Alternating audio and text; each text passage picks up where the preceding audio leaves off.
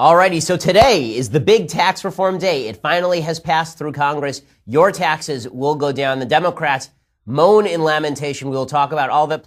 I have a lot to talk about today because it's a big news day. And it, of course, starts with this massive tax reform package that is now passed the Republican House and the Republican Senate. President Trump is set to sign that into law formally, probably after Christmas. They have to work out a few more kinks, I think, and then he's going to sign that into law. So that is a big move. I'm going to discuss everything that is in this tax reform package. I'm going to recount the entire saga. Today dawned amidst a cacophony of howling dogs mourning their dead masters. Men, women, children killed in a mass senseless slaughter by the passage of tax reform. The Republicans just said that they wanted to lower taxes, but Democrats knew, the media knew, that if this tax reform package were to go through, then it would be like The Walking Dead. Zombies would wander the earth, just dead bodies stacked up in cars on the highways. That's exactly how it was this morning. Traveling back from Florida, I was the only person on the plane. I had to fly myself. The airports were deserted. Everyone was dead. I don't even know who's listening to this program now. I don't even know if there's anyone to listen to this program. Austin over there is an animate corpse, just making this show happen from behind the screen. And this is what they'd warned about. Now, the amazing thing is that I didn't know that everyone could be killed again since everyone was killed by net neutrality repeal a week ago. But apparently, death can be died 1,000 times. And so everyone's dead from net neutrality repeal and repeal of the Paris Accords and all the rest of it. And now everyone has died again. So, I guess finally there's time for me to read, just like Burgess Meredith in Twilight Zone. It's been very weird inhabiting this afterlife because it's so similar to regular life. The only good thing is that Justin Bieber doesn't have any new good songs in this afterlife lately. So that's been excellent. But otherwise it seems very similar. And I will admit that now that I'm dead, I feel a peculiar desire to head over to Chicago and vote Democrat. Which had not occurred to me before. But suffice it to say, this is me being sarcastic because not everyone is dead. No one died, in fact. In fact, your taxes just went down. If you are 80% of Americans, your tax went down today. So here are the things you need to know about this historic tax reform bill. And it really is historic, okay? It's historic because it is a massive reduction in the corporate tax side. Everyone's focusing on the individual tax side. The part that really matters is the corporate tax reform. Okay, so you're going to get a little bit of money back. Not insignificant. You'll get a little bit of money back on your taxes if you are in the middle class. The average tax cut, the average family, the average household is supposed to receive, according to the Tax Policy Center, a tax cut of about $1,600 in 2018. An average household earning $1 million or more would see a tax decrease of approximately $70,000 compared to $870 for households making $50,000 to $75,000. That's because people at the upper end of the tax spectrum are paying nearly all the net taxes in the country. Okay, it's not because the Republicans just decided to benefit the rich. It's that if you reduce rates for the rich, they are getting back a lot more money because they're making a lot more money and they're paying a lot more money. Okay, this isn't the biggest tax cut in history, but it's not insignificant. The idiotic idea that apparently 50% of Americans believe that you're going to pay more tax because of this bill is just stupid, and it's because the media have been lying to you. The media have been saying this is a redistributionist bill from poor to rich. Absolutely untrue.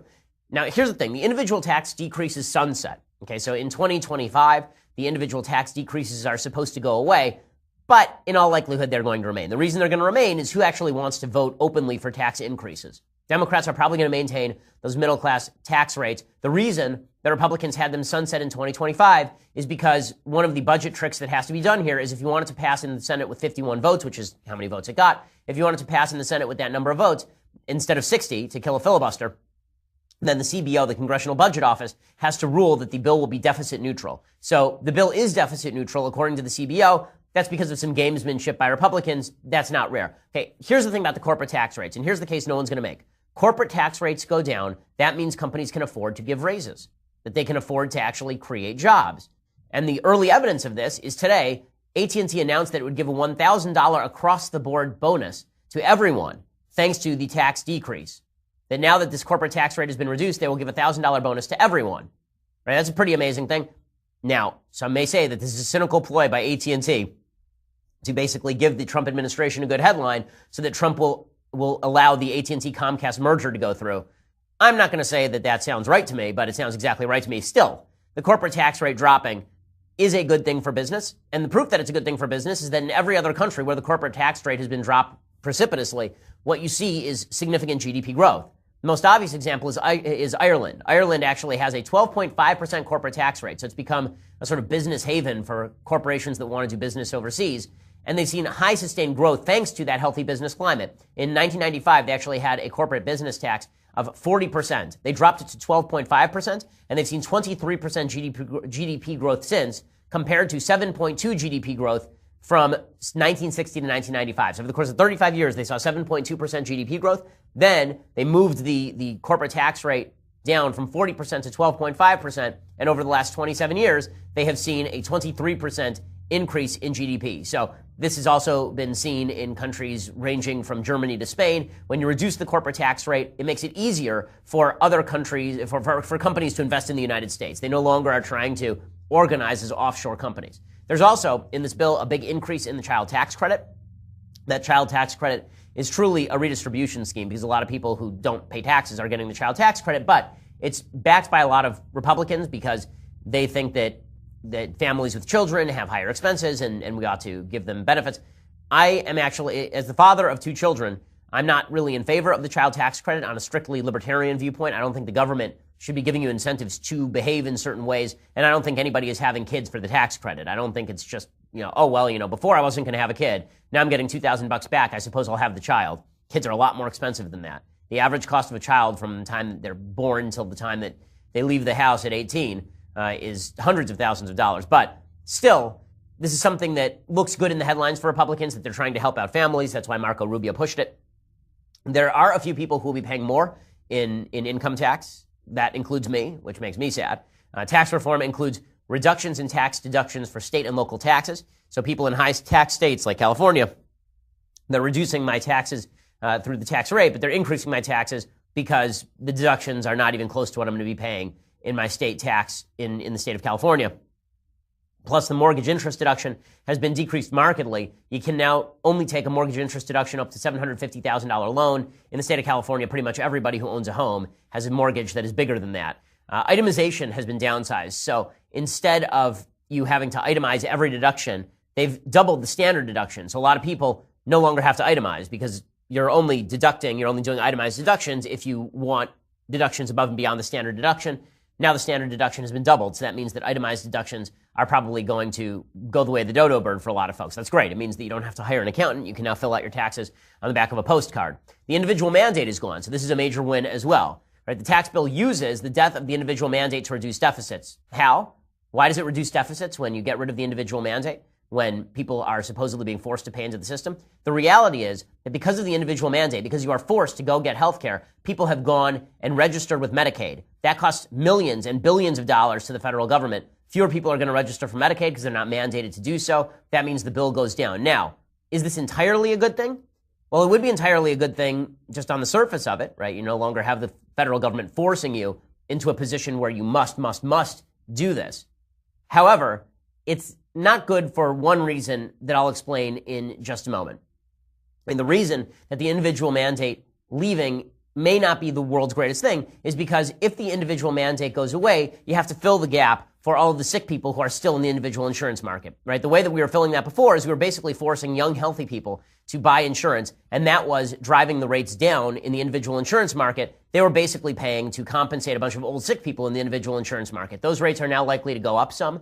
And that means that the federal government is going to have to make a choice. Either they're going to have to remove the Obamacare regulations, which would be the ideal, or they're going to have to backfill the funding insurance companies lose because of the individual mandate.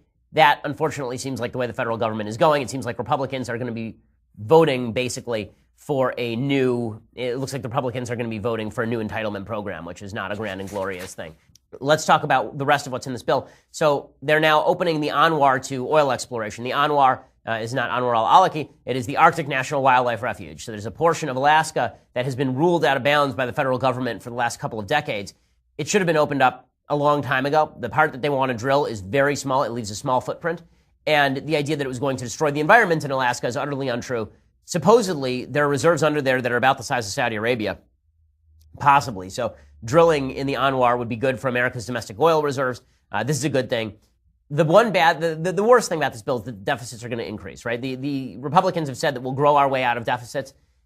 That will be true to a certain extent. It won't be true to the point where it will cover for the government revenue hole that's been blown in the budget. But that's why Republicans should be focused on cutting now, right? Republicans should actually use this opportunity to cut. Now, I know Republicans just want to win elections, but what that leads to is big government. Right? It leads to a battle between big government Republicans and big government Democrats. And both of them end up blowing up the deficit. If Republicans actually want to make a difference, they're going to have to take up another priority of Speaker Ryan's, and that is Medicaid reform, Medicare reform, block grants to states. All of these are things that the Republicans are going to have to do. Okay, so all this said, I like this bill. I think it's a good bill. It's not a perfect bill. It has things that I would change about it, but it is a fairly typical and very positive Republican tax bill. People have lost their damn minds. They have gone absolutely insane over this. So yesterday at the Capitol in the middle of the vote, there was a group of protesters who started chanting about how the bill was going to end in their imminent demise. The actual medicine is not produced here. It's produced in Ireland because the chair has detected a disturbance in the gallery in contravention of the law and against the rules of the House. The Sergeant at Arms will identify the person or persons responsible and have them escorted from the House chamber. So all these idiots are up there shouting, "Kill the bill, don't kill us." And apparently one of them decided to take off her top, which, I mean, you should understand she's in Congress, right? Like in Congress, like the same Congress that houses half the sexual perverts in America, she just incentivized Congress to pass a tax bill every single day. I didn't see a picture of the lady, but I assume that, you know, if she is of the female persuasion and has breasts, then half the congressmen in the place are excited about that form of protest. That seems to be counterproductive. But kill the bill, don't kill us. I mean, it just demonstrates the extent to which the left has lost its mind. One of the people who's lost her mind, obviously, is Rosie O'Donnell. She didn't have much of a mind left to lose, sadly. But Rosie O'Donnell tweeted this out. She tweeted out, "So how about this? I promise to give $2 million to Senator Susan Collins and $2 million to Senator Jeff Flake if they vote no. No, I will not kill Americans for the sewer rich." She meant to write super, but she can't type. It's SUOER rich. DM me, Susan. DM me, Jeff. No bleep. $2 million. Cash. Each. It's like E.E. Cummings for the mentally deficient. So well done there, Rosie O'Donnell. This, by the way, is technically under federal law bribery. So under 18 U.S.C., I believe the actual statute is 18 U.S.C. 201B. It says, quote, "Whoever directly or indirectly corruptly gives, offers, or promises anything of value to any public official or person who has been selected to be a public official, or offers or promises any public official or any person who has been selected to be a public official to give anything of value to any other person or entity with intent to influence any official act, shall be fined under this title not more than 3 times the monetary equivalent of the thing of value, whichever is greater, or imprisoned for not more than 15 years or both, and may be disqualified from holding any office of honor, trust, or profit under the United States." So she's openly offering $4 million to Republican senators for them to change their vote, which is bribery under federal law. She's doing that in front of apparently 32,000 likes. So that you know, I guess she must be willing to pay $12 million to the federal government. I said earlier, if President Trump tells Jeff Sessions to initiate a prosecution against Rosie O'Donnell, they will begin carving his face into Rushmore tomorrow. Right? I mean, he will immediately move to the list of the nation's greatest presidents if he initiates prosecution against Rosie O'Donnell for bribery. So I tweeted out, half jokingly this morning, lock her up. And Rosie O'Donnell got mad, and she tweeted back at me, "Suck my bleep, Ben," which doesn't make sense for a variety of reasons as far as I'm aware. And so I tweeted back at her, "You're already a felon, Rosie. Don't be a homophobic sexual harasser, too." And then I followed it up with #MeToo. So that is my A+ troll game right there, gang. That is the troll is strong with me today.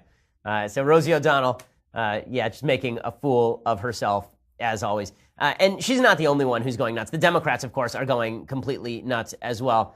The House passed the act, and Paul Ryan brought out the giant gavel. He brought out the enormous gavel. I guess they have this giant ceremonial gavel that they bring out for important occasions and also for sex parties. And so Paul Ryan dragged that sucker out of storage when Nancy Pelosi stood there with the giant gavel when she first became speaker, and she had a bunch of children she hadn't aborted standing around her. He brought that out of storage, and he was whacking that on the podium as they passed it. Here was the video of them passing this thing in the House yesterday. On this vote, the yeas are 227 and the nays are 203. The conference report is adopted without objection. The motion to reconsider is laid upon the table.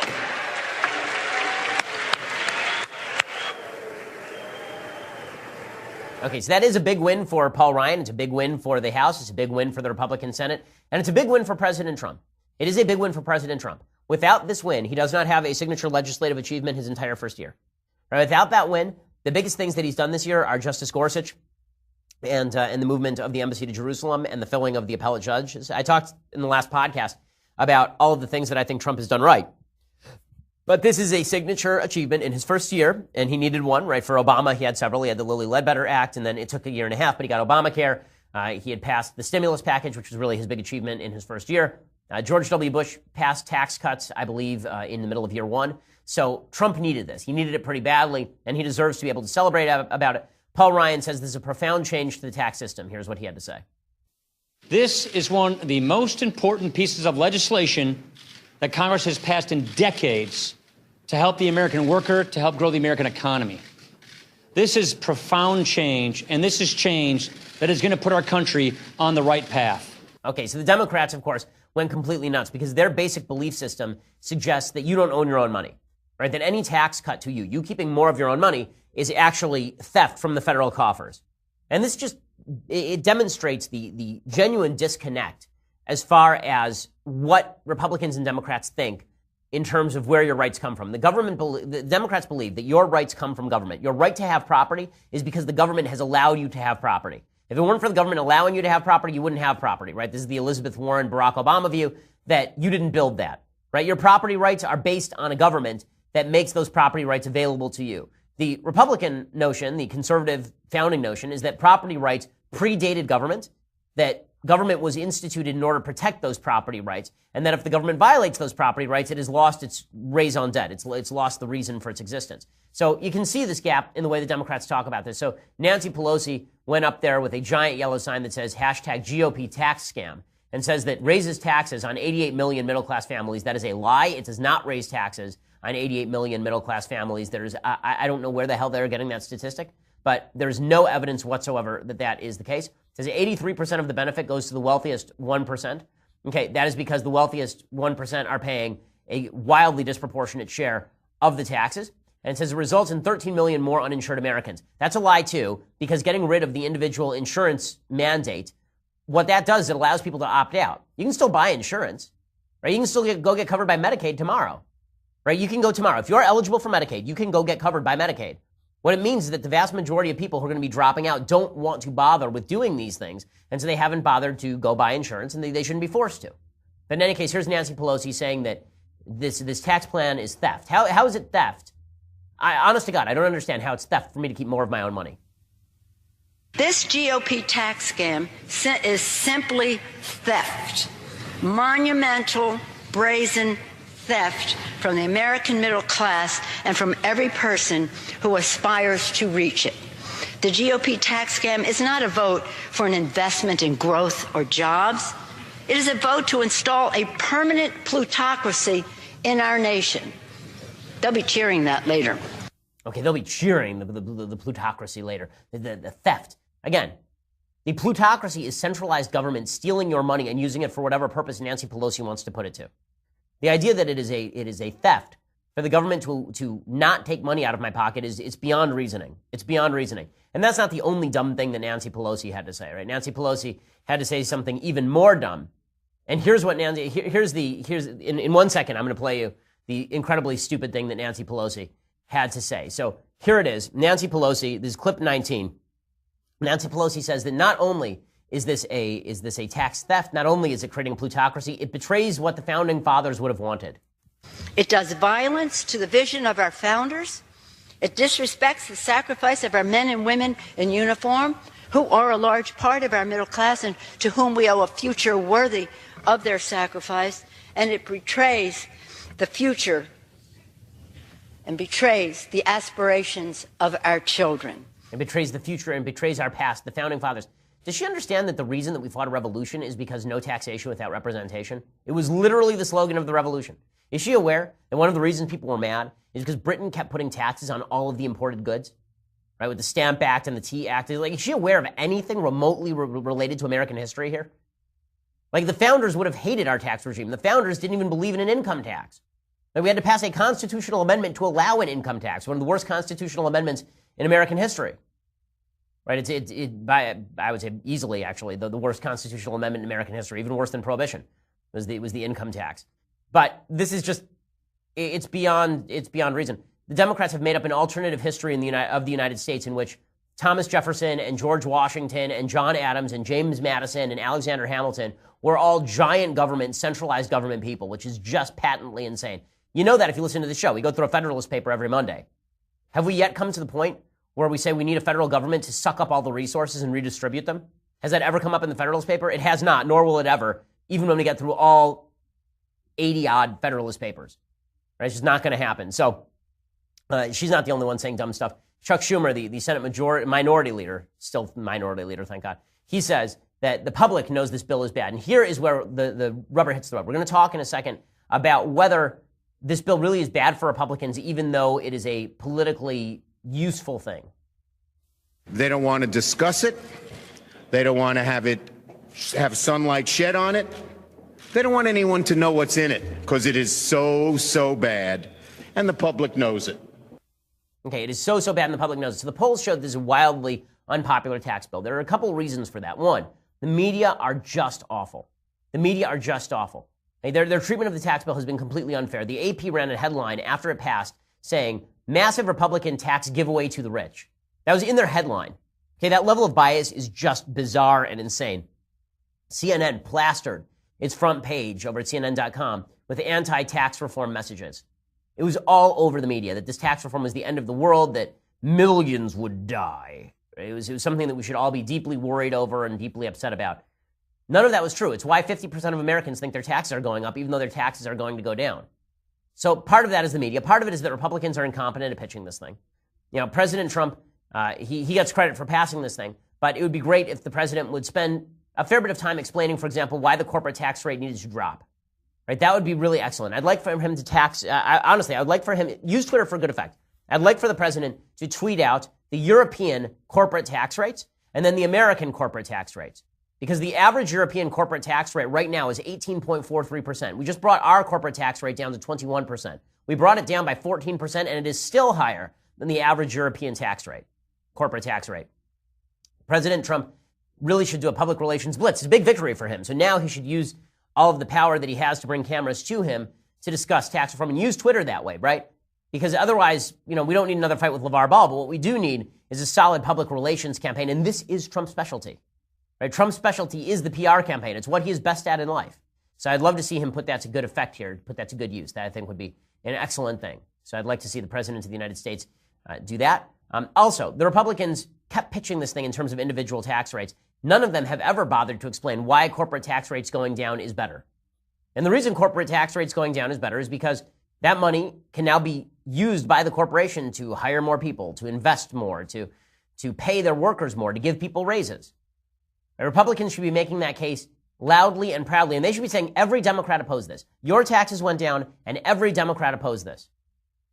But unfortunately, the Republicans have not done a good PR job. Now, the problem is this. When you have an unpopular bill and you pass it, even if it's good for Americans, it's pretty rare that an unpopular bill gets wildly more popular over time.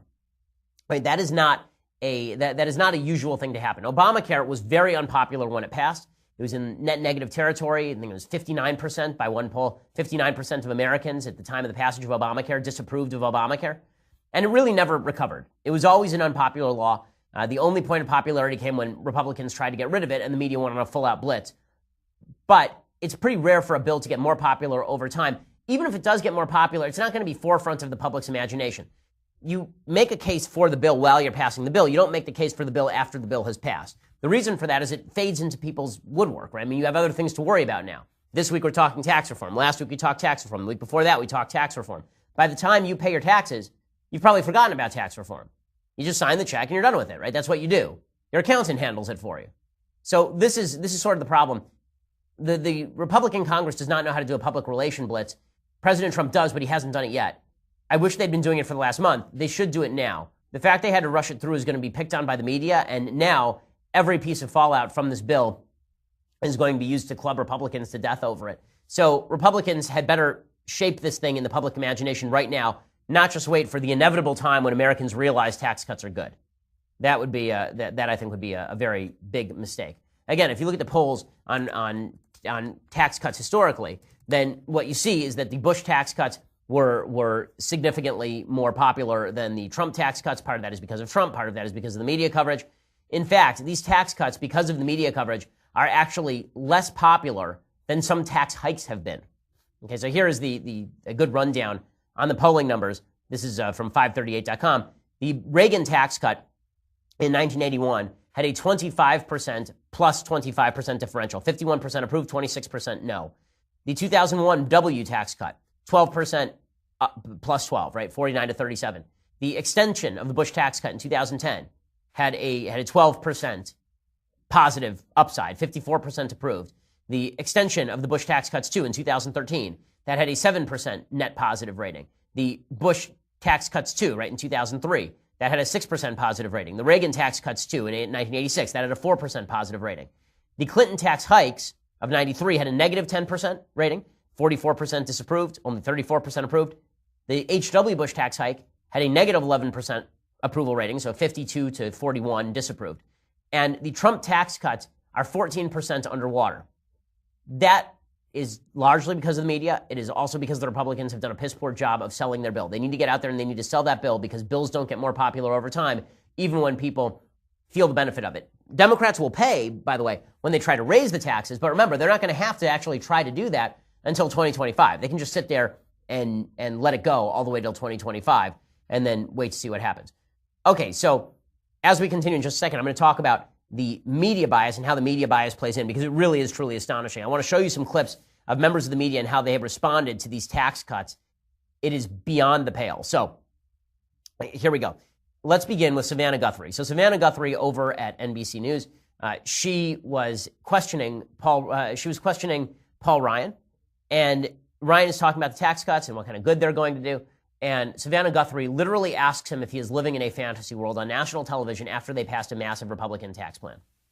The problem is a lot of CEOs has said, really candidly, I'm looking at a list of CEOs who said, we don't plan to reinvest. What they're planning to do is to do stock buybacks, to line the pockets of shareholders. Let me quote Michael Bloomberg, a billionaire, hardly an enemy of business. He said, CEOs aren't waiting on a tax cut to jumpstart the economy, a favorite phrase of politicians who have never run a company, or to hand out raises. It's pure fantasy to think that the tax bill will lead to significantly higher wages and growth. I'll ask you plainly, are you living in a fantasy world? And what the hell kind of question is that? Are you living in a fantasy world? And what is wrong with you? And would they ask Obama this? Did they ever ask Jonathan Gruber this, or Obama during Obamacare? You say that if you like your doctor, you can keep your doctor. Every doctor in America says that's not true. Every single one, pretty much. Are you living in a fantasy world? Was that ever asked? I mean, you want to see media bias in action. That right there is media bias in action. Then you wonder why the American people have a bad opinion of the bill. It's because of people like Savannah Guthrie, who are doing the job that the Democrats have been attempting to do for years.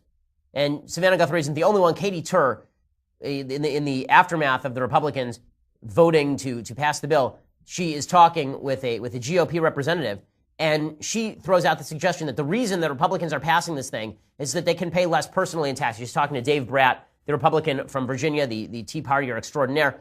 And here is Katie Tur going after him and suggesting that it's just because that he's rich that he wants to pay it. What's the median household income of your district? It's right about 60.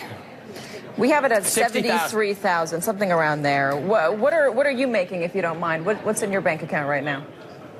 In my bank account? Well, what tax bracket are you going to be under this bill? Well, of course, I got the chart for you here. I'll be probably in the 24% bracket.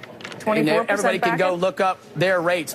Okay. Republican Congressman Dave Bratt. And what are you at? What are you at, Katie? Because I want to make sure you do well, too. I haven't taken a look at it. You don't know? Republican. I'm also not a lawmaker, so I'm not involved in marking up this bill or selling it to the American people. Well, like we'll check out what you're making, too, Katie, so it's fair and balanced.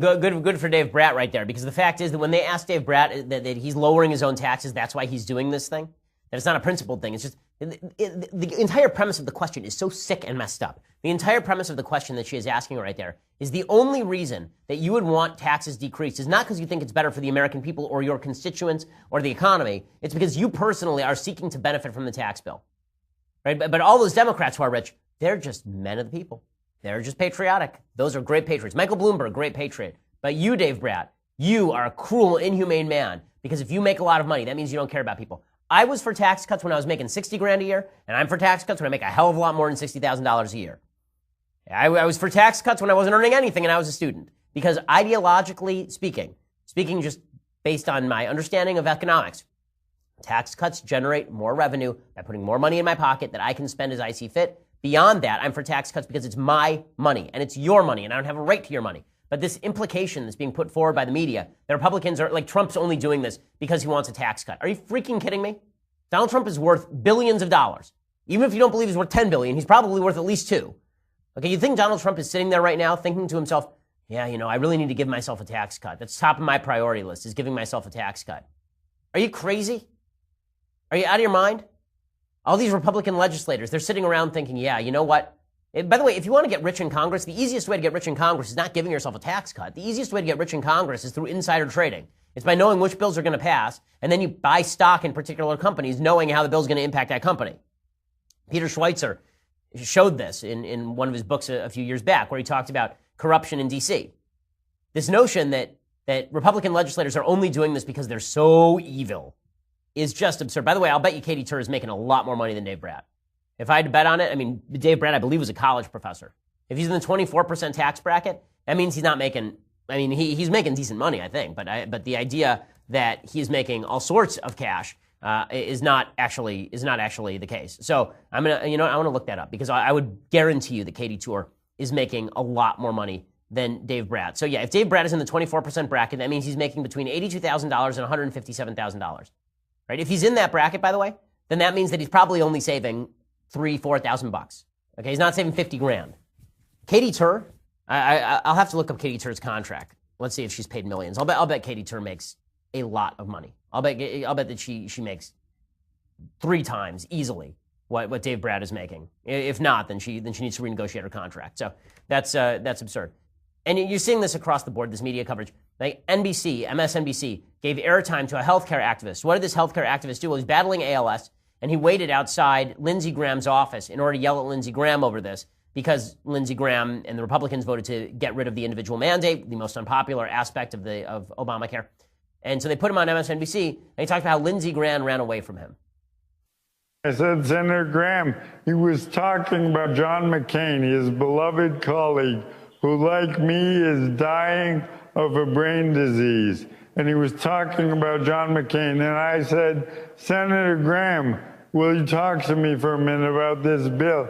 And he ran away into a place where I'm not allowed to go as a civilian.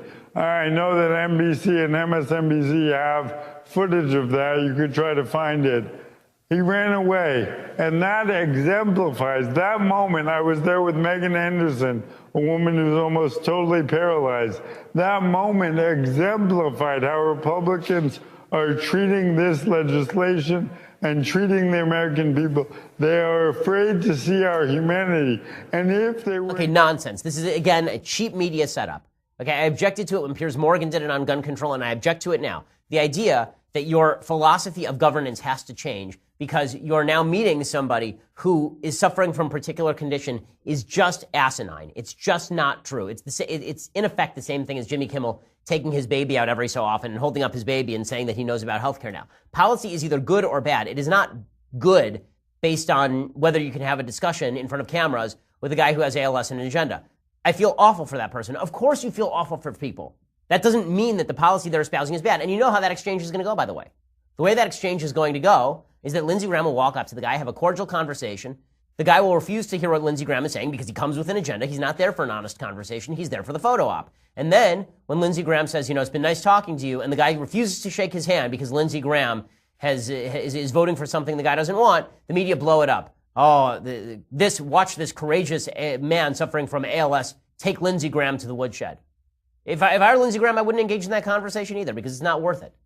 Right? Where's the public relations upside and where's the win? You're not even having an honest conversation. It's not like this guy actually wants to discuss with Lindsey Graham. He wants to lecture Lindsey Graham. But this is the game the media are playing today. So just like the homeless reappear every 8 years when a Republican takes office, right? It's like Groundhog Day. Every so often the homeless just pop up on your screen, and that only happens when Republicans are in the White House. So the same thing happens with regard to taxes. We never talk about tax increases and how they're going to hurt the American people. We never talk about government spending and deficits and how they're going to hurt the American people. We only talk about these things when it comes to Republicans. And that's only so that the media can carry out their crusade against tax cuts altogether, which is just, it's pathetic. Now, will Trump benefit from this? You know, this does change the math. I got an email yesterday from somebody who was asking me, you know, you graded Trump last week, and you gave him an overall grade for his presidency of like a C-. It must have been, I think that was probably a couple of weeks ago. I don't think it was last week. It was probably a couple of weeks ago. And I given him an overall grade of C- based on his policy and his rhetoric. And he said, you've been pretty glowing about him in the last couple of weeks. And the answer is yes, because I'm getting the things I want, right? That was always my math. My math was always, is the president doing conservative things? The last 3 weeks of President Trump's governance have been some of the most conservative weeks of governance that I have ever seen, period, from any president. I'm pretty young, so the last Republican administration I remember was Bush. He was not as conservative as Trump has been in the last 3 weeks for sure. And so this has been a very good 3 weeks of governance. It's very important governance too. So that means that I raise Trump's grade from a C- on the year to a C+, which is a pretty major shift, right? I mean, that shifts him almost a full letter grade in the last 3 weeks of the year. The only reason that he's not doing better than that is because his approval ratings are bad, because Republicans are running really far behind in the generic congressional ballot. They're down 18 points in the latest poll. One of the things that Trump has to do here, as I spoke about the other day, it's very important now that Trump is actually pursuing conservative policies, he represent conservatism well, because otherwise all of those conservative policies will be rolled back. Right? It's very important that he represent my view well. Right now he's a representative of my ideology when he's actually acting in consonance with my ideology. I want to see him represent that ideology well. Just as an American, I want to, you know, it's like watching the Olympics. You want to see people wearing the American flag do well. Trump is now wearing the conservative flag and has been for at least the last 3 weeks on governance. And that means that I want to see him represent that well, do well in the polls because of it. I want to see conservative governance become more popular, not less popular. I don't want his personal unpopularity to drag down the good policy he's been making. I would like to see his popularity increase on the back of that good policy, and that means some discipline. So, Mr. President, if you're listening, please have some discipline about your messaging. I think that you've won some major victories. Even the media are going to have to recognize that you've had a major upswing in the last month of your presidency with regard to policy wins. You have some momentum going into next year. Do not get distracted. It's the holiday season. Celebrate it with your family. Shut down your Twitter for Christmas. Shut it down for the next 3 weeks. Make the left go mad. Make them go mad. Right? Starve them of your tweets. Right? The left are waiting for you to give them some distraction from the loss they just suffered. They're waiting for an excuse to go off on you. They're waiting for an excuse to go crazy. Don't watch TV. Turn off your TV. Have yourself a Shabbos, right? Have yourself a Shabbat, right? One of the things that's nice about my life is that every Friday evening to Saturday evening, I just shut down, right? There's no cell phone, there is no internet, there is no TV, and it's great. You deserve a rest, Mr. President, is what I'm saying to you. I mean, I wish that you deserved a rest on Twitter the entire year, but now you really do deserve a rest because you've gotten some stuff done. Bask in the glow of having a major piece of legislation passed. Let the media feed on itself. Let the media eat itself. Let the media fulminate over what is a very typical Republican tax bill. Let them look foolish. Let them stew in their own juices. You have the upper hand right now. Don't blow it. Don't blow it, because now there's actually, and here's the thing. Republicans are more likely to follow you, Mr. President, if you don't blow it. And if you actually start to boost your own approval ratings, Republicans are more likely to come around on some of your other policy priorities, like immigration. And please, for the love of God, don't try to tackle DACA. That would be a mistake. Okay, we'll be back here tomorrow with more notes on all the fallout. I'm Ben Shapiro. This is The Ben Shapiro Show.